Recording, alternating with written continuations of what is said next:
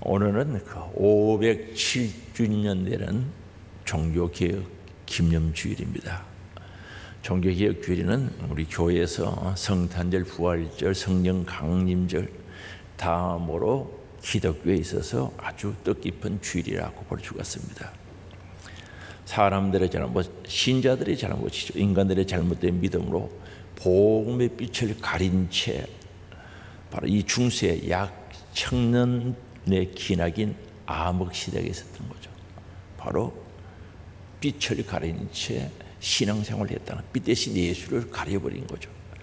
곧 부패한 천주교의 무지한 교권 탄압이었던 거죠. 교권으로 탄압하면서 잘못된 성경 지식을 가르쳤던 기간입니다.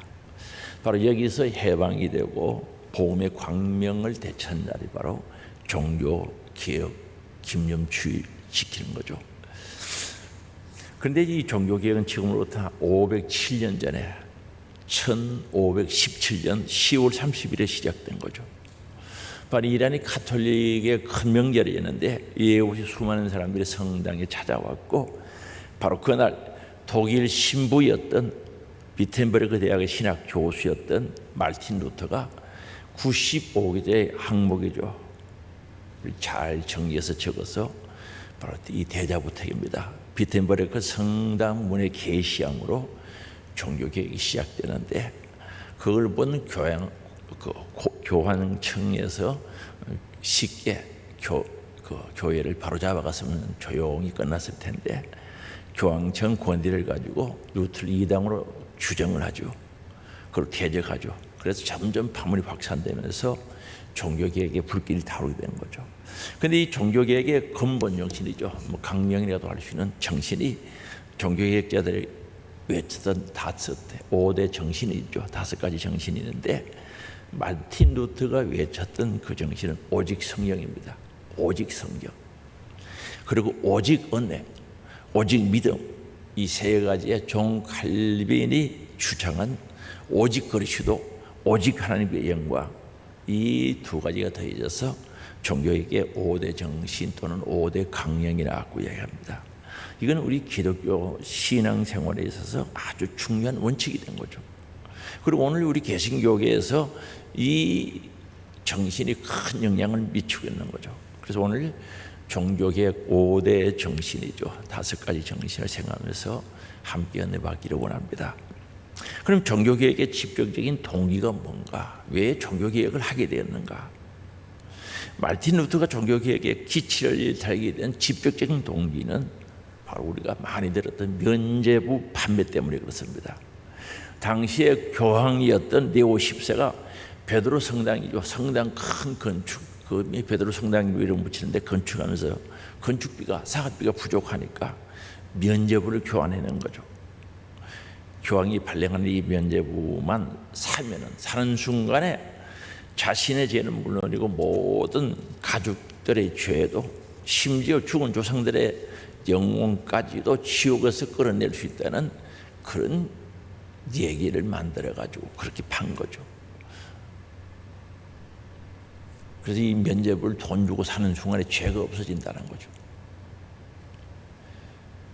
그것을 알브레트라는 사람이 이 독일에 가지고 와서 팔기 시작한 거죠. 물론 교황청에서 이 사람에게 팔 수 있는 권한을 준 거죠. 유럽 전역에 팔고 독일에 와서 면죄부를 파는 것을 루터가 본 거죠. 마르틴 루터가 본 거죠. 끓어오르는 분노를 억제할 수가 없었던 거죠. 그건 아니니까. 그래서 면죄부에 따라서 죄가 사해진다는 것은 결국은 구원을 돈으로 산다는 뜻이 아니겠습니까? 이미 많은 논란이 있었고 마르틴 루터는 이걸 보니까 도저히 참을 수가 없는 거죠. 그리고 이 각종 행사 때마다 이 면죄부를 파는 거죠. 돈 주고 사는 순간에 죄가 없어진다는 거죠. 부모 것도 조상들 것조차 사는 순간에 죄가 없어진다는 그런 논리를 내세우면서 면죄부를 팔고 그게 돈이 다르고 하니까 교회와 성직자들이 바로 부패와 비리의 온상이 되기도 했던 겁니다. 그리고 당시에 독일의 유명했던 수도사죠. 그리고 설교였던 요한 텔첼이라는 사람이 있었는데, 이 사람은 판매를 독려하기 위해서 어떤 말을 만들어냈는가 하면은, 돈이 헌금 속에 떨어질 때 면죄부는 사는 순간에 쨍그랑 소리 나는 것과 함께 바로 지옥에 있던 사람 조상의 영혼이 천국으로 간다고 그런 말을 만들면서 팔았던 거죠. 그래서 이 어처구니 없는 이 거짓말에 그것을 사겠다고 줄을 서 있는 사람들을 볼 때 얼마나 불쌍하고 답답했겠습니까?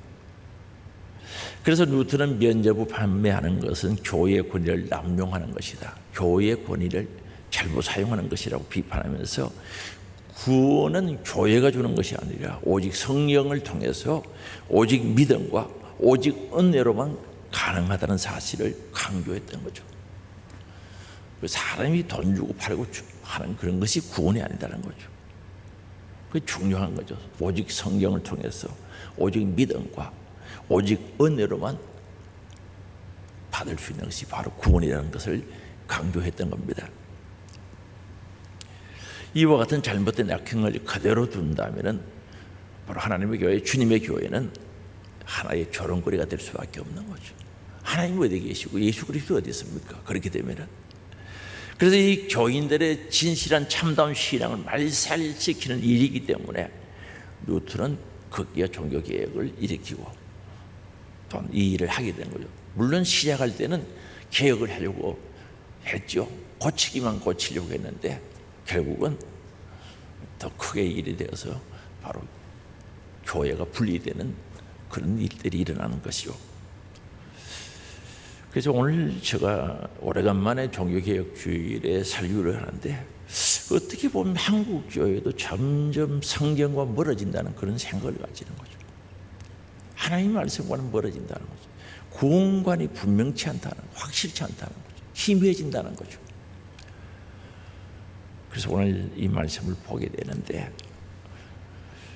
그래서 오늘 우리는 정말 시대는 변하고 생활은 변해도 성경은 변하지 않습니다. 그러므로 우리 신앙생활도 변할 수가 없고 성경 안에서 신앙생활이 이루어져야 된다는 사실에 대해서 우리는 늘 변함없이 나아가야 되는 줄 믿을 수 있기 바랍니다.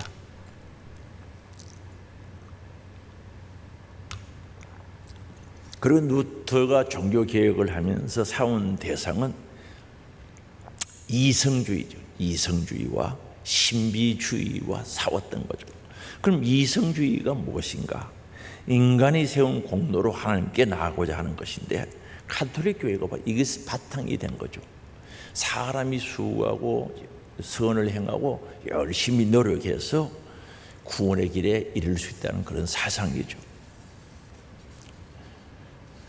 그리고 신비주의는 성경에 기초하지 않고 성경을 중심으로 하지 않고 개인의 신비의 체험에 집약해서 주관적인 신앙을 강조하는 거죠.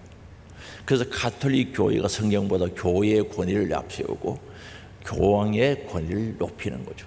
뭐 성경과 똑같다고 이야기하는 거죠. 교회의 권위나 교황의 권위가 똑같다, 교황의 말이나 성경 말씀이나 같다고 이야기하는 거죠. 그럼 신비주의는 자기의 생각을 우위에 두는 거죠. 자기가 경험했던 주관적인 사실들을 성경과 같이, 아니 성경보다 더 중요하게 생각했던 것이 바로 신비주의자들이었던 거죠. 그래서 자기의 생각, 자기의 판단을 절대적인 잣대로 생각하고 신앙생활했던 사람이 바로 신비주의자들입니다. 이 둘이 잘못된 것이죠. 그래서 이 마르틴 루터가 종교개혁을 하면서 이 두 사상과 잘못된 사상과 싸웠던 것이 바로 종교개혁의 근본 정신이었던 거죠. 그래서 이런 이성주의와 또는 신비주의와 싸우면서 바로 이 교회 개혁을 하고자 했던 것이 바로 종교개혁이었던 것을 알 수가 있습니다. 그리고 특별히 교황청과 맞서 인간의 선행으로는 구원받을 수 없다, 오직 믿음으로 구원받을 수 있다는 사실을 외치면서 이 일을 시작한 겁니다. 그래서 오직 믿음으로 구원을 받는다는 것은 오직 예수 그리스도로 구원을 받는다는 구원관을 제시합니다. 오직 예수님을 통해서, 오직 믿음을 통해서 구원을 받는다는 사실에 대해서 말씀을 드렸던 겁니다. 그래서 우리 천주교에서는 선행을 통한 구원의 교리, 공덕주의죠. 선을 말하고 덕을 많이 세우는 공덕주의 교리, 면죄부 교리는 성경과 동떨어진 것, 전혀 맞지 않는 그런 교리였다는 것을 밝히고 있는 겁니다. 그런데 중요한 게 뭡니까? 지금도 오직 그리스도로만 구원을 받는다, 오직 예수님만 구원받는다, 오직 성경으로 돌아가야 된다, 이런 말을 하게 되면요, 요즘은 물론 수용하는 사람도 있지만 거부하는 사람들도 상당히 많다는 거죠. 기독교 안에, 우리 기독교 안에서도 이 진리에 대해서 도전을 받는 거죠. 그래서 보세요, 개신교도 마찬가지로 우리가 믿는 기독교 안에서도 종교 간의 대화라고 하면서 앉아서 대화하는 모습 보거든요. 저는 그게 아주 못마땅하고, 그들이 무슨 대화의 대상입니까? 전도 대상이지. 아니, 타 종교를 무시하는 건 아니지만 전도의 대상 맞습니까? 대화의 대상입니까? 보면 심심찮게 종종 그런 모습이 보이는 거죠.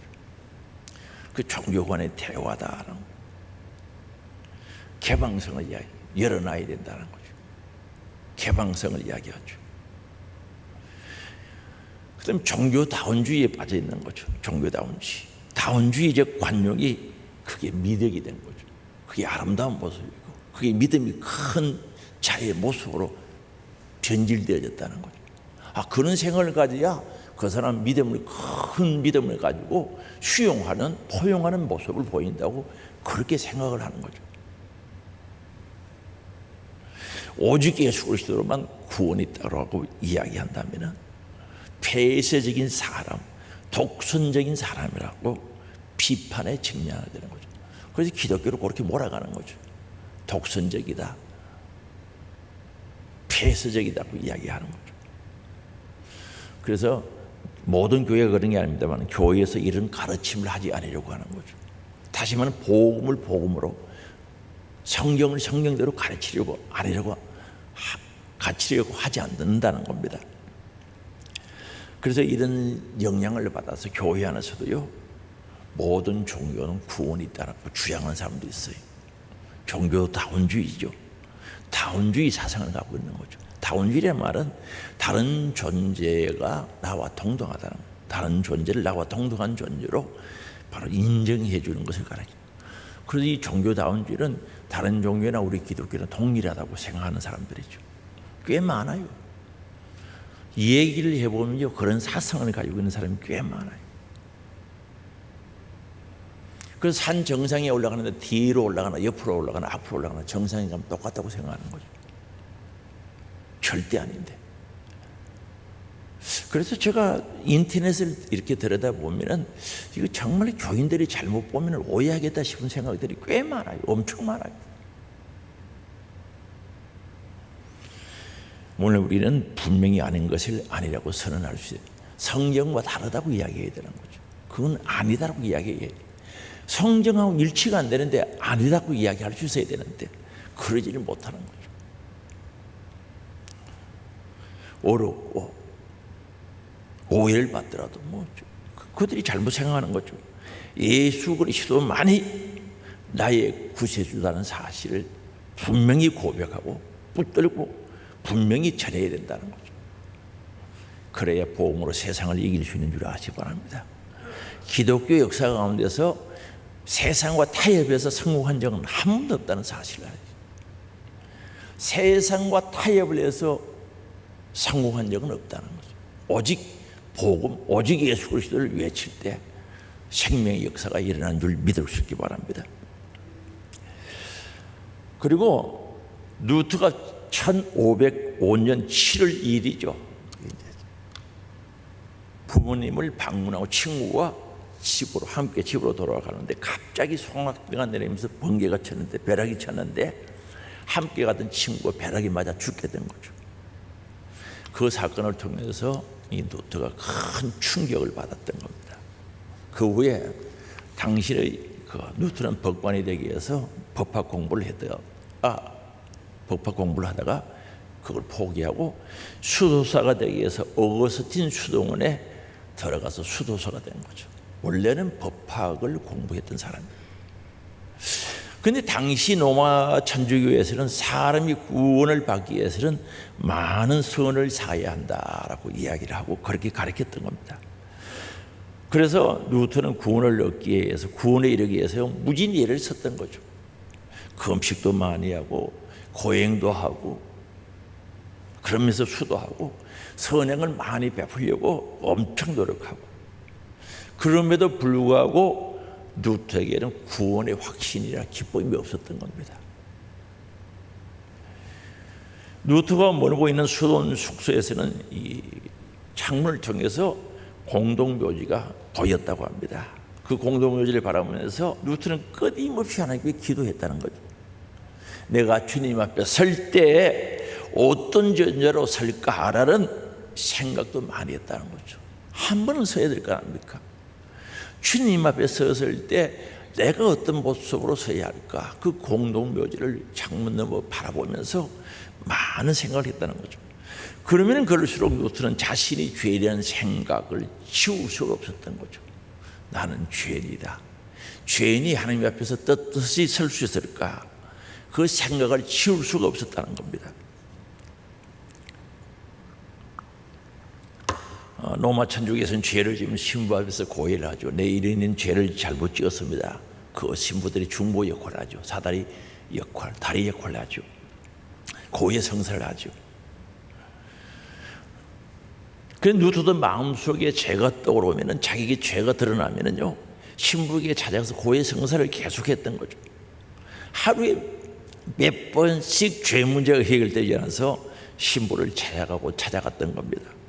루터가 너무 자주 찾아오니까 신부가 제발 이제 죄를 좀 모아놨다가 한꺼번에 가져오라고 이야기할 정도로 그렇게 했다는 거죠. 얼마나 자주 찾아갔겠어요. 그 정도로 루터는 철저히 회개를 했는데, 그럼에도 구원의 확신, 천국의 소망은 없었다는 거죠. 그래서 신학 공부를 마치고 루터는 비텐베르그 대학에 신학 교수가 되고 학생들에게 막 공부를 가르치고 있었습니다. 그러던 중에 교황청이 있는 로마를 방문할 기회가 있어서 로마로 가게 돼요. 로마에 가면은 그 성당 이름 계단 성당이라고 하는 그 성당이 있는데, 예루살렘에 있는 예수님께서 빌라도에게 재판받으셔서 올라갔다는 그 계단에 있는 그 재료들을 떼어서 옮겨와서 만든 성당 이름이 계단 성당에 있어요. 그래서 로마에 찾아온 사람들이 바로 이 계단 성당에 오면은 계단을 무릎으로 기어서 올라가면서 자기 죄를 회개하는 그런 것이 있었던 거죠. 그리고 죄 사함 받는다고 생각하고 계단을 무릎으로 기어 올라가면서 기도했던 그 계단 성당이 있는 그곳에 가서 루터도 자신도 무릎을 막 기어 올라가면서 회개를 했던 거죠. 용서해달라고. 무릎이 아파도 꾹 참고 올라갔다는 거죠. 한 계단 올라가면서 회개를 했는데, 그러나 자유함이 없었다는 거죠. 그것도 죄에서 자유함을 누리지 못했던 거죠. 그러한 신앙생활을 하면서 이러한 가운데 루터는 성경을 읽고 연구하는 과정에서 오직 믿음으로 구원을 받는다는 것을 알게 되는데, 그게 바로 로마서 1장 17절입니다. 오늘 읽은 본문 말씀이죠. 오직 의인은 믿음으로 말미암아 살리라. 오직 믿음으로 구원받는다는 이 진리를 알게 된 거죠. 우리가 산 어떤 행위로, 선으로 구원받는 것이 아니고 오직 믿음으로 구원받는다는 이 진리를 깨닫게 된 겁니다. 이제까지 그저 공적을 쌓아야 한다는 생각에 매일같이 정말 노력해서나 오히려 자신의 죄만이 더 발견되던 그 루터가 이 진리를 발견하게 되고 인격적으로 살아계신 하나님을 만나게 되는 순간이 바로 있었던 겁니다. 성경을 읽으면서, 다시 말하면 성경 속에서 성령의 역사심 속에서 살아계신 하나님을 만난 거죠. 바로 성령의 역사. 성령이 역사할 때 문자로 보였던 성경 말씀이 살아계신 하나님의 말씀으로 루터에게 찾아왔던 거죠.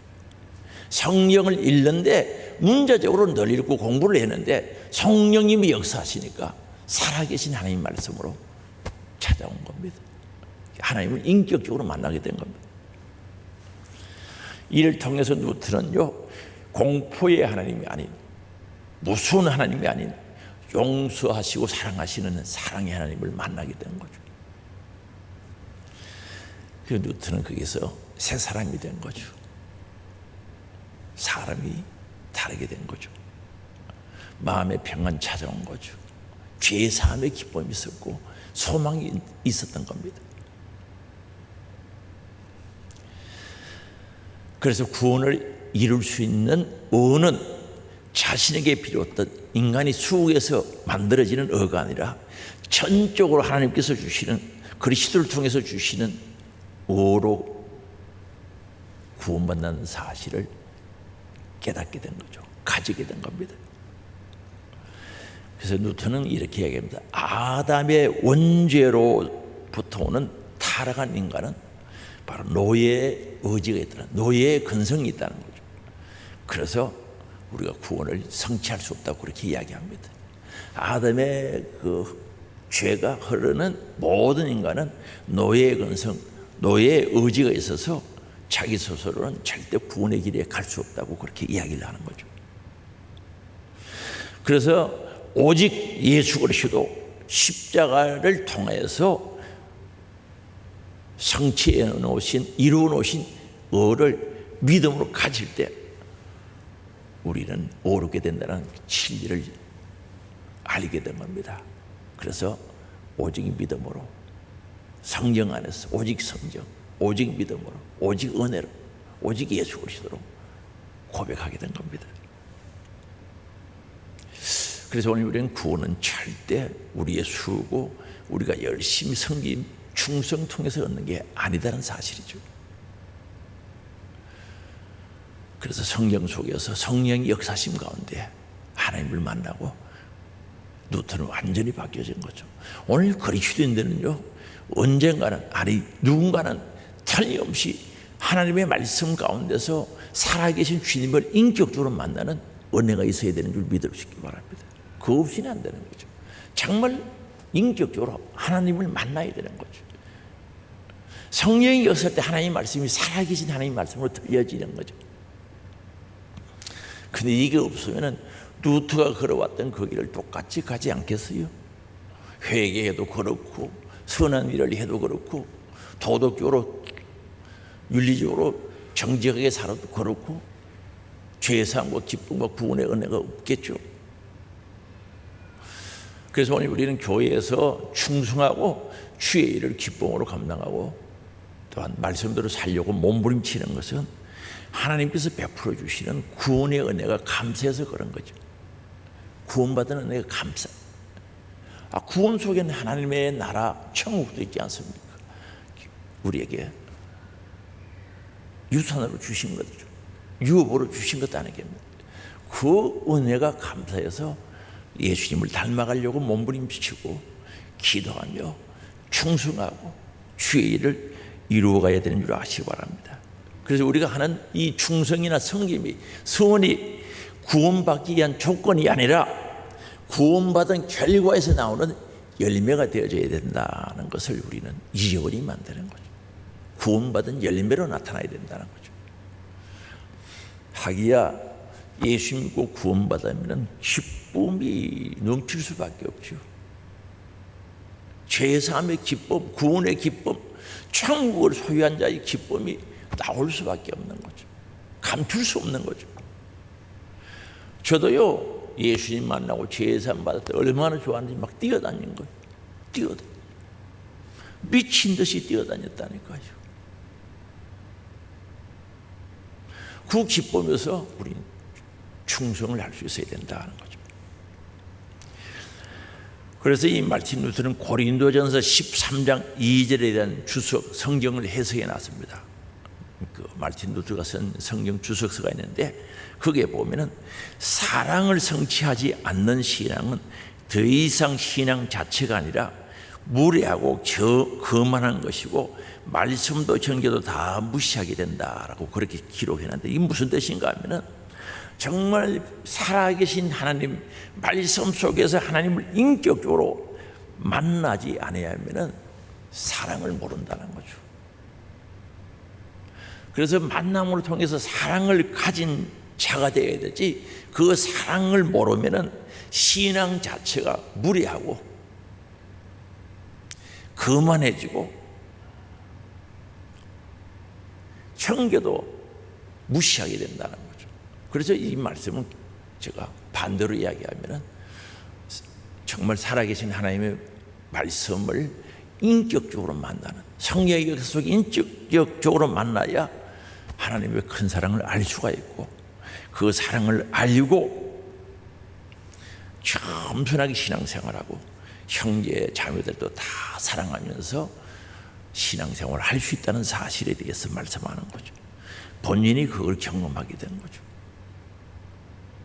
그래서 사랑이 없는 신앙은 진정한 신앙이 아니다는 거죠. 예수 그리스도의 은혜와 하나님의 사랑을 모르는 사람은 진정한 신앙이 아니다는 거죠. 그래서 이런 사람들은 자기 주장과 교만으로 왜곡된 신앙생활, 외식의 신앙생활이 되기 쉽다는 거죠. 내 안에 예수 생명이 없는데 있는 것처럼 살아가는 거죠. 내 안에 기쁨과 감사가 없는데 있는 것처럼 살아가고, 내 안에 천국이 없는데 있는 것처럼 살아갈 수밖에 없다는 거죠. 그래서 이 초대교회부터 오늘날까지 교회 안에는 오직 믿음으로만 구원받는다, 충분하죠. 복음학교를 했던 김용희 선교사가 있어요. 그분은 복음만 하면 충분하다는 거죠. 더 이상 필요 없다는 거죠. 사실 우리 신앙생활하면서 복음만 하면 충분하죠. 다른 것들이 필요 없는데, 사람들은 자꾸 이 믿음으로 구원받는 이 복음은 눈에 보이지 않으니까 뭔가 수동적인 반응을 보이기 시작하는 거죠. 어떤 것에 영향을 받아서 움직이고 눈에 보이는 것을 찾게 되는 거죠. 그래서 나온 것들이 행위, 공로, 이런 공로가 있어야 된다, 이런 행위가 있어야 된다, 이성, 지식을 추구하게 되는 거죠. 아니, 구원은 없는데 오직 믿음으로 되어지, 복음만 하면 충분한데 눈에 보이는 그런 것들을 추구하게 된다는 겁니다. 그래서 행위를 강조하는 사람들은 믿음만으로는 부족하고, 거기에 대하여 선한 행위를 통한 공적을 쌓아야 구원받는다고 생각하게 되는 겁니다. 반면에 이성을 강조하는 사람들은 믿음을 다하여 그게 지식을 강조하면서 깨달아야 구원받는다는 지식 추구를 하는 자들이죠. 그래서 이거 다 비복음적인, 복음이 아닌 성경과 거리가 먼 생각들이죠. 잘못된 구원관이라는 사실이죠. 오늘날 우리 교회 안에도 오직 믿음만으로, 복음으로 충분한데, 부족한 것이 없는데 거기다 행위를 더하게 하려고 또는 지식을 더하게 하려고 하는 사람들이 있다는 거죠. 오늘 우리는 분명히 알아야 되는 것은요, 구원은 인간의 행위를 통한 것이 아니다는 거죠. 어떤 지식으로 얻어지는 것이 아니라는 거죠. 오직 예수 그리스도, 오직 은혜로 통해서, 오직 믿음으로만 구원의 은혜가 있는 줄 믿을 수 있기 바랍니다. 다른 게 아니라는 거죠. 그래서 우리는 믿음도 실상은 하나님께서 은혜로 값없이 주시는 선물이죠. 에베소서 2장 8절에 보면 선물이라고 그랬어요. 그래서 오늘 우리 신앙생활이 오직 믿음, 하나님의 은혜로 구원의 확신 속에 살아가야 된다는 것을 한순간도 잊어버리면 안 되겠습니다. 그래서 이것이 성경이 가르치고 있는 복음이라는 사실을 우리는 확정하고 살아가야 된다는 거죠. 그래서 우리는 하나님께서 주신 은혜로 충분하다, 복음으로 충분하다, 부족함이 없다는 확실한 생각을 가지고 살아가야 되는데, 그래서 이 성경은 은혜의 책이다, 우리에게 은혜를 가르쳐주는 책이고, 하나님은 은혜의 하나님이라는 사실을 분명히 우리들에게 일러주고 있다는 사실입니다. 그래서 복음의 핵심은 은혜인데, 요거 헬라어로 보면 카리스란 말인데, 요걸 더 깊이 따라가면요, 집보다 즐겁다는 뜻과 연결되어지는 거죠. 그래서 오늘 우리는 은혜를 받았다는 말은 결국 조금 한 걸음 더 들어가서 그 단어를 보면 즐겁다는, 기쁘다는 뜻이죠. 그럼 오늘 우리는 은혜를 받으면 기뻐야 되는 거죠. 즐거워야 된다는 거죠. 구원의 은혜를 가진 사람은 즐겁고 기쁨으로 신앙생활을 할 수밖에 없다는 거죠. 그래서 바울은 교회를 하나님의 은혜를 전하는 기관으로 세워졌다라고 이야기하죠. 사도 바울은 교회는 하나님의 은혜를 전하는 기관이라고 이야기를 합니다.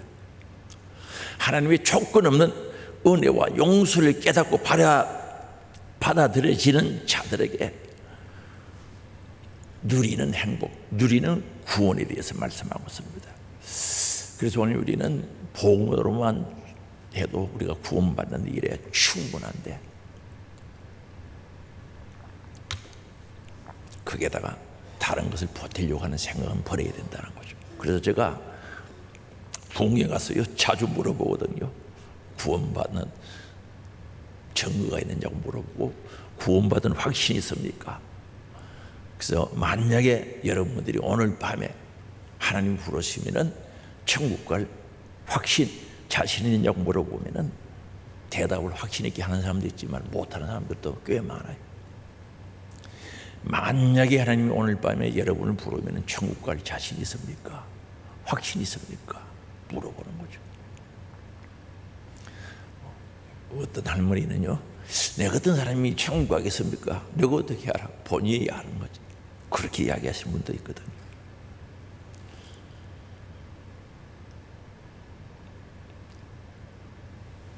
오늘 우리의 삶 속에 이미 만난 분도 있겠고 아직 만나지 못한 분도 있는데, 정말 말씀 가운데 성령이 역사하시고 바로 성령의 역사 속에 살아계신 하나님의 말씀을 만나야 돼. 믿어지는 역사 있기를 원합니다. 그럴 때 구원의 확신이 있다고 하는데, 이건 진짜 기쁜 거예요. 감사하고 즐겁고 행복한 거죠. 이건 받는 자만 아는 거죠.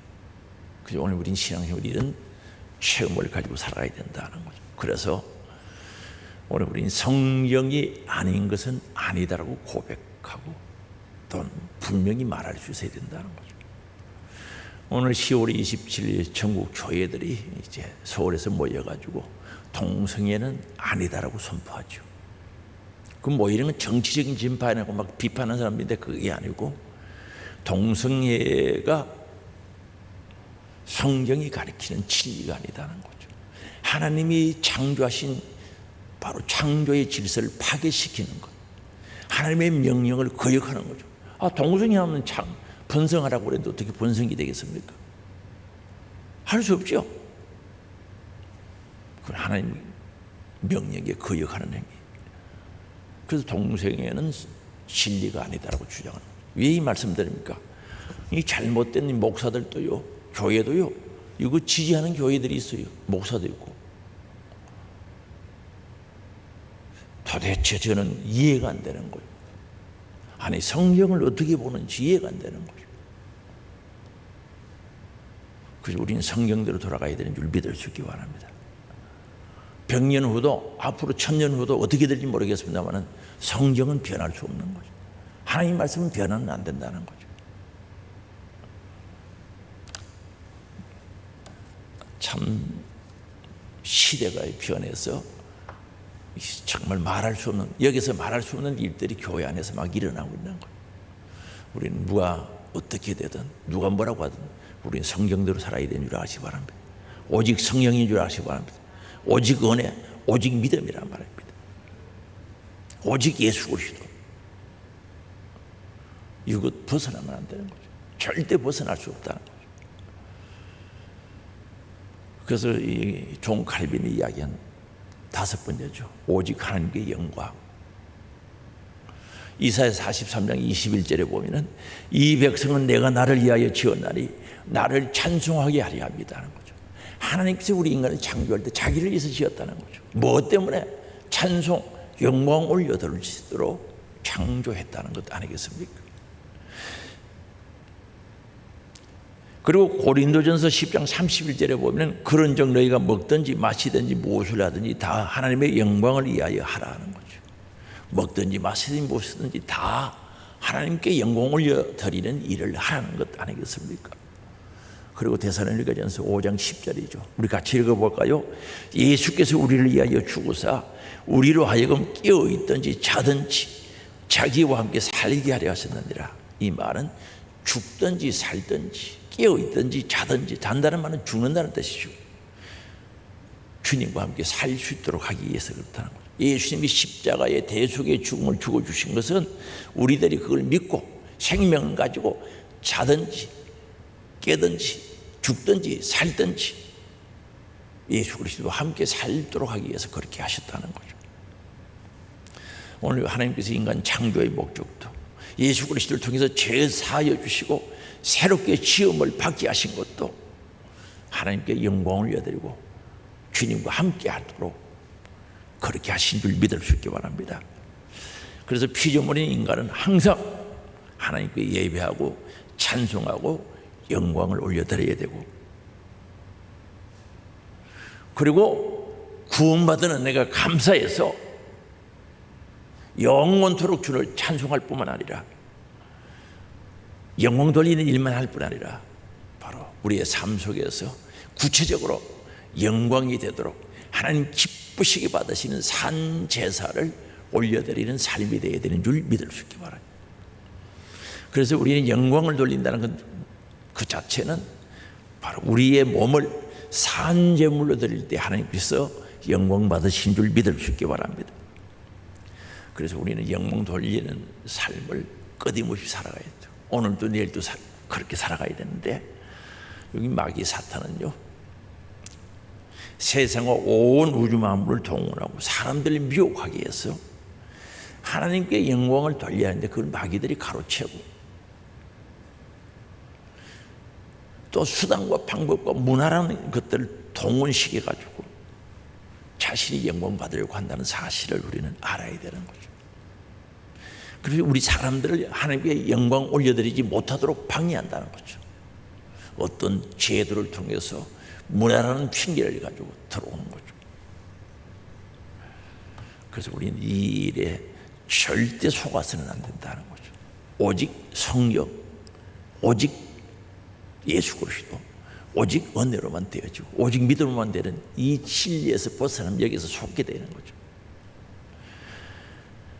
그리고 사람들을 향해서 너희들도 영광을 받으라고 이야기하죠. 너희들도 영광을 누리라고 유혹을 하는 거죠. 우리 그 소리 귀 기울이면 큰일 나죠. 그런 하여튼 희한한 사람들 다 있어요. 인터넷에 들어가 보면요, 사람이 영광 받아야 된다고 결선 사람들 많아요. 그런 말에 절대 속으면 안 되는 거죠. 우리 하나님께 영광을 올릴 때 그 영광이 나에게도 오는 줄 믿을 수 있기 바랍니다. 그래서 구원받은 사람은 절대 자기 영광을 위해서 살면 안 된다는 거예요. 주의 영광을 위해서 살 때 주님의 그 영광, 상관이 있는 자가 되죠.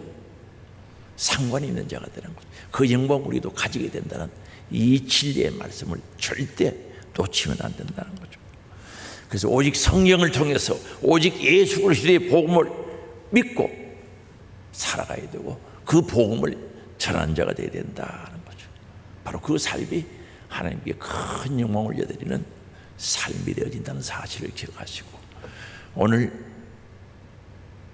종교개혁 집념주일이죠. 다시 한번 하나님의 사랑과 은혜, 믿음을 정리하면서 마음속에 깊이 새기고 신앙생활에 승리할 수 있는 저들이 될 수 있기를 주의 이름으로 축복합니다.